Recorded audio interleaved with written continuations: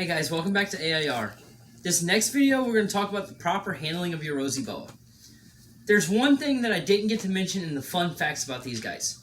Smokey, get down!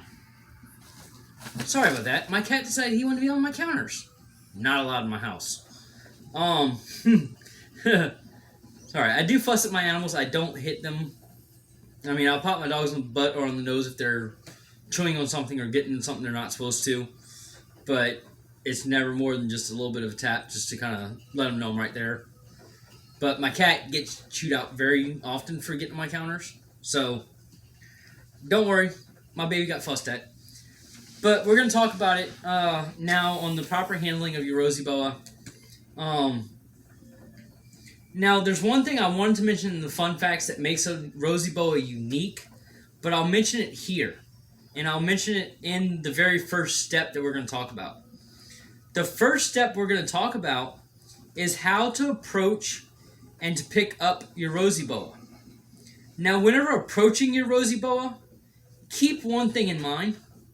They're not like your ball python, your corn snake, or your king snake. They don't strike forward. They strike to the side. So if you're sitting there and you go to reach in and you're in their strike zone and they feel like you're going to invade their space or you're a threat to them, they're going to strike out to the side and they're going to bite you. That's what's unique about the rosy boa, is all your other snake species that I've mentioned before strike in a forward motion.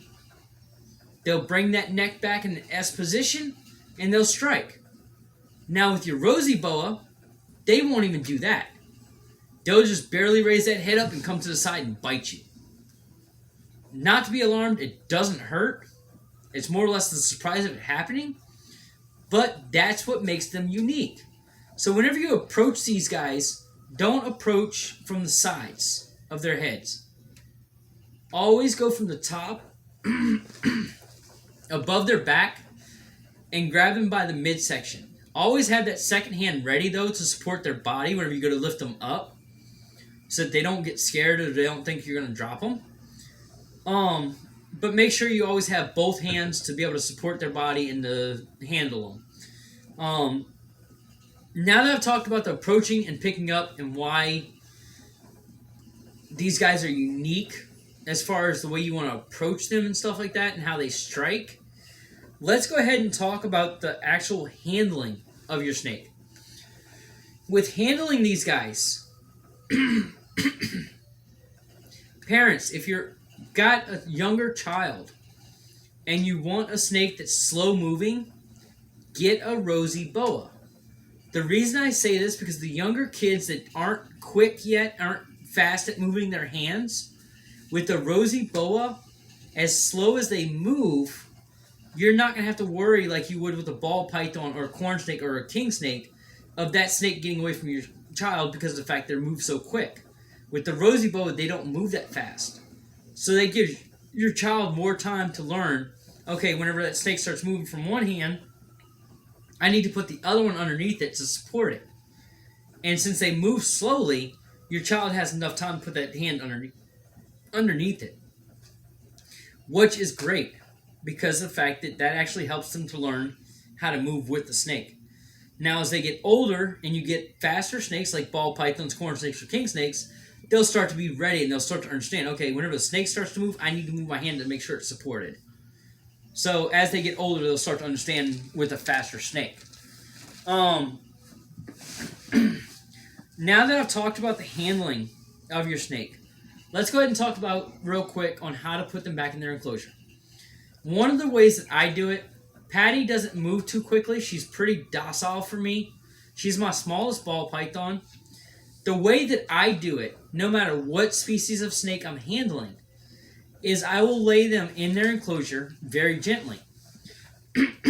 I don't just let them just, okay, your head's on the substrate, I'm just going to let you go. No, I don't do that at all. What I do is I'll handle them, I'll have both hands on them, and I'll lower them down into their enclosure with their head by their hide. So that whenever they see that hide and they see that little dark spot they can go into, they'll start to slither into their hide. As they're doing that, I remove one hand out of the way, and I gently lower, as they're slithering out of my other hand, I gently lower their back in down onto the substrate gently so that they don't fall and hurt themselves. The reason I say this is because of the fact that if you just barely drop your snake into their enclosure or anywhere, even just the smallest drop, it could injure your snake. So the reason I mention this is for the safety of your snake. Not just that, but it also, if you're sitting there and you're putting your snake in their enclosure and you're gently doing it and you're helping them along, what they're gonna do is whenever you're putting them away, they're actually gonna trust you that you're not gonna drop them and hurt them. They're actually gonna trust that you're gonna make sure they're okay. That's really with any animal you get. Just like if I was to pick up my pit bull. He's 65 pounds. He doesn't like being picked up. But as long as I'm supporting his body and I'm not just going to drop him, he knows that I'm there, that I'm protecting him from getting hurt. So I always support underneath his back legs. I always support underneath his chest to make sure that he feels comfortable with my arms. Yeah, 65 pounds ain't easy to pick up, especially whenever it likes to squirm a little bit. But he knows that he's safe. That's the same thing with my snakes. They know that whenever I put them back in their enclosure, that I'm going to make sure their body is fully, safely on the floor of their enclosure before I let them go. Smokey, get down! Yeah, he has a tendency of getting back on my counters. But that's all we're going to talk about as far as your proper handling for your rosy boa.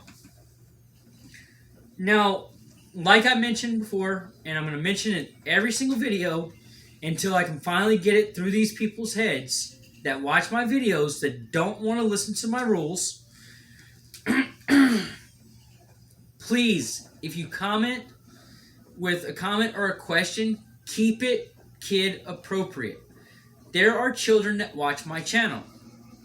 I have had to block and mute multiple people due to the fact that they've posted inappropriate stuff and inappropriate links to my YouTube channel. I do not condone it. I do not approve it. It gets reported to YouTube. YouTube is on notice now that I do report this stuff, and they've been catching it pretty quickly. But I also will mute and block to where you cannot comment. I don't want to do it to anyone. I hate doing it because that takes away your freedom of speech, and it takes away your freedom to type what you want. But if it's not age appropriate for my children, then it's not age appropriate for other people's children. There are children that watch my channel. I have my little cousin whose kids watch this. I don't want them seeing stuff that's inappropriate. So if it's an inappropriate comment or question, I will mute you. If you have more than one offense, I will block you, and you will be reported to YouTube. I've had multiple ones that I've had to do it to so far. I don't like doing it, but for the safety of the children and for the fact this is kid-friendly, any inappropriate comments will be reported and blocked from commenting. Now that that's been said, now that I've covered that basis again, and I will cover it in every one of my videos, please do not forget to like and subscribe. The more likes and subscribes that I get, guys, the better it makes me feel. The more likes I get, the more YouTube takes notice and puts me up towards the top of your search engine. Whenever you search for a certain video, it will pop up closer to the top. That makes YouTube notice that I'm getting more followers, I'm getting more likes. Whenever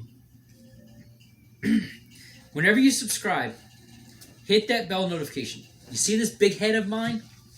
Yeah, it's right there. So hit that bell notification. Click all. Every time I post a video or whenever I do start going live on YouTube, you guys will get a notice from YouTube saying, hey, AIR has posted a video. Or, hey, AIR is going live in 30 minutes.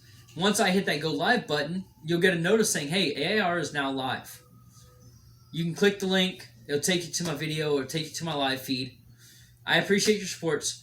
If you're following me and I do my live feeds, okay, and you're watching and you have a question or a comment, post it. Don't be afraid. No question or comment is a dumb question or comment on my page. I support everyone. Like I said, it just has to be age appropriate. But if I'm doing a live feed, I will personally answer. I will mention you by name and I will say, hey, such and such, this is the information you're looking for. This is how you can handle that situation, or this is how you can take care of that. Or thank you for your support and for your kind words. Things like that. So whenever I do my live feeds, I will answer every question or comment that is posted in the comment section as we are live. If the comments or questions get ahead of me in my live feed and I start losing track of where I'm at, I'll scroll back to the top and I'll go through each one and make sure that I know for sure that I'm covering everybody and I'm addressing everyone's concerns. We're going to wrap it up, guys. I wanted to keep this as short as possible. If you haven't already, follow me on Facebook, AIR Reptile Rescue. I will have a contest coming up pretty soon. I will post on the page contest rules and how you can enter in the contest. Once I do, I will do a live video on Facebook and a live video on YouTube to pick who the winners are. So please stay tuned for that. Like I said, pretty soon I may go live with different things.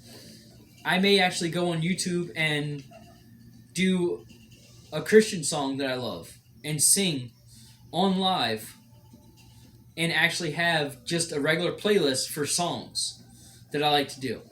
I don't own the rights to the music, but I will sing for you guys. I will put it out there and I'll do something that I love. That's why I live by the motto, daily. We love what we do what we love. That's what my YouTube is for, is so I can do the things that I love. One of my things is the reptile rescue. It's rescuing and saving lives of animals and reptiles that need the help. I love to sing. I'll probably actually go live and start cracking jokes on the other half, to where we'll both be laughing. So I'll have different videos come out, guys. I'll do different live shows just for you guys. I may even do live feedings with my snakes so you guys can watch them eat. I'll do all kinds of different stuff for you guys. If you have any suggestions, remember, I only do country music or Christian music. Mainly Christian because of the fact that I'm not trying to force my Christianity on anybody at all. I was raised Catholic. I believe non-denominational because I believe we all should come together. But I love Christian music. It does something to me.